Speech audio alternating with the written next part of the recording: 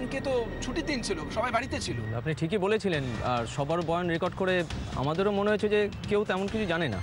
তবে এই লোকটা কি যেন নাম? রঘু। হ্যাঁ, রঘু। এই রঘুর কথা কিন্তু আমাদের ঠিক লাগেনি, বেশ সন্দেহজনক। আমার মনে হয় অফিসার ঠিক কথা বলছে দাদা। জানো, আমি বেশ কয়েকদিন ধরে ওর ওপর ওয়াচ করছিলাম, কাজকর্মে কোনো মন নেই। খালি ফোন, আর আমাকে দেখলেই না ফোন কেটে দিত। এসব কথা তো আমাকে আগে বলিসনি কেন? ও যে এরকম একটা কাজে জড়িত থাকবে। দেখুন, ওর কল লিস্ট চেক করেও কিন্তু কিছু সন্দেহজনক নাম্বার আমরা ট্রেস করতে পেরেছি, আর সেগুলো ওর বাড়ির বা আপনাদের ফ্যাক্টরির সঙ্গে কোনো সম্পর্কযুক্ত নয়। তবে ওকে সন্দেহ করার এটাই কিন্তু একমাত্র কারণ নয়। হ্যাঁ বাবু, উনি আজ পালানোর চেষ্টা করেছিল। শুধু তাই না, ওনার সাথে অনেকগুলো টাকা পাওয়া গেছে, যেগুলো সম্ভবত অফিস থেকে সরানো। পুলিশ তো অন্যান্য কর্মচারীদের কাছ থেকে খবর পেয়ে ওনাকে স্টেশন থেকে অ্যারেস্ট করে। তার মানে পালাচ্ছিল।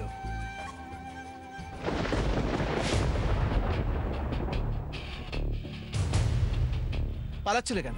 স্যার, দেশে আমার মায়ের খুব শরীর খারাপ স্যার। ফের মিথ্যে কথা? তোর মা তো মারা গেছে। সত্যি? মানে তোমার লজ্জা করে না? তুমি নিজের মায়ের নামে মিথ্যা কথা বলছো। সত্যি কথা বলো।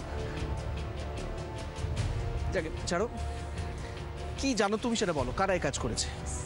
স্যার স্যার বিশ্বাস করুন স্যার, আমি কিছু জানি না স্যার। বিশ্বাস? তো লজ্জা করছে না কথাগুলো বলতে? এখনো বলছি, সত্যি কথা বলো। আমি যদি চাই তোমাকে আমি পুলিশের হাতে হ্যান্ড ওভার করে দিতে পারি, সারা জীবন জেলের ঘানি টানতে হবে, সেটা ভালো হবে? আমার দয়া করুন স্যার। দয়া? তোমার মতো মানুষকে দয়া? এই যে চারপাশে এতগুলো লোক দেখছো, প্রত্যেকের কাজ চলে গেছে, তাদের মাথার উপর থেকে ছাদটা কেড়ে নিয়েছো তুমি।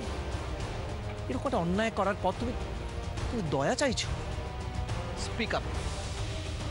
তোমার সঙ্গে কারা কারা ছিল, কি কি জানো তুমি?